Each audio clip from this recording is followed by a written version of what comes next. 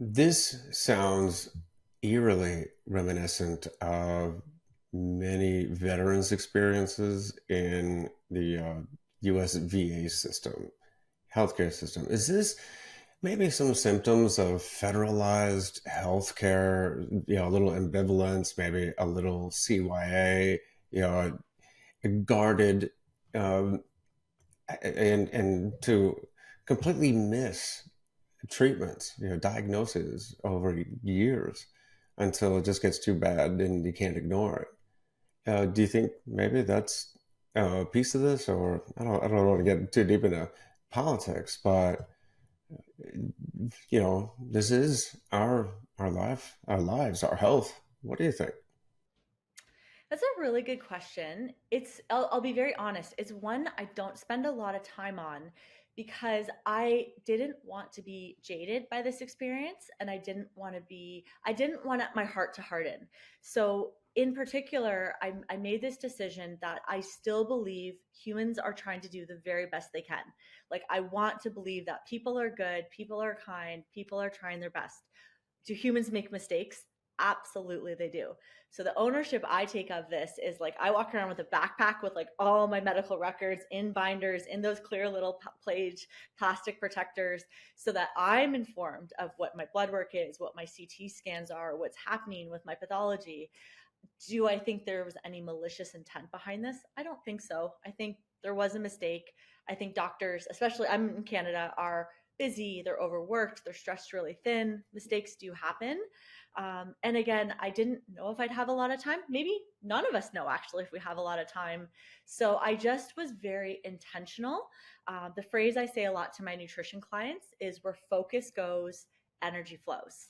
And so I could focus on being mad or feeling sorry for myself or conspiracy theories or being upset with the system, or I could take full control over the pieces I still had agency over. And if I poured all my effort into nutrition and rest and mindset and meditation and getting support and getting the right kinds of treatment from the right providers who could help me, I was fighting for my life. So every moment, every second, and every unit of energy counted. And I didn't have a single unit to waste on things that weren't going to change my situation. If that kind of makes sense. Absolutely. In fact, again, incredibly positive, incredibly graceful of you. In fact, you I recovered from injury from an IED blast and was blinded. And then 4 years later, meningitis got me. And that's when I went blind or went deaf.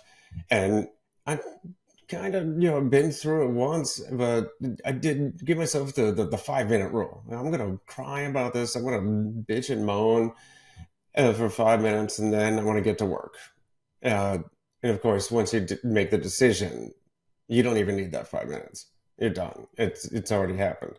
So I get exactly where you're coming from, and I'm gonna waste your time or precious energy on. And to be clear, this is not toxic positivity. There were boxes of Kleenex that sat by the couch where my husband would come home and there would just be piles of Kleenex all over the floor of crying throughout the day and not crying to feel sorry for myself, but to feel the feelings, to feel the fear, to feel the grief, to suffer the loss.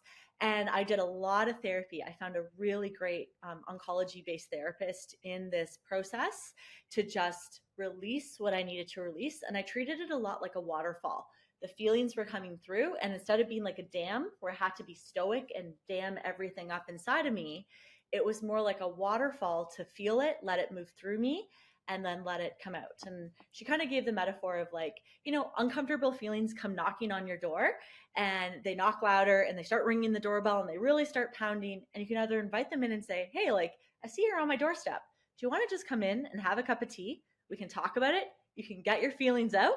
And then after we've had a nice cup of tea together, you can be on your way and I can go back to doing what I'm doing. But eventually, if you ignore them, they try to get a battering ram and like bash down your door looking for acknowledgement. And so I found that concept of either thinking of it like a waterfall or inviting the hard feelings in like a cup of tea. Usually the hard feelings lasted about the length of a visit of a cup of tea with a friend that needed to get something off their chest. So I did a lot of that as I was processing this diagnosis at such a young age.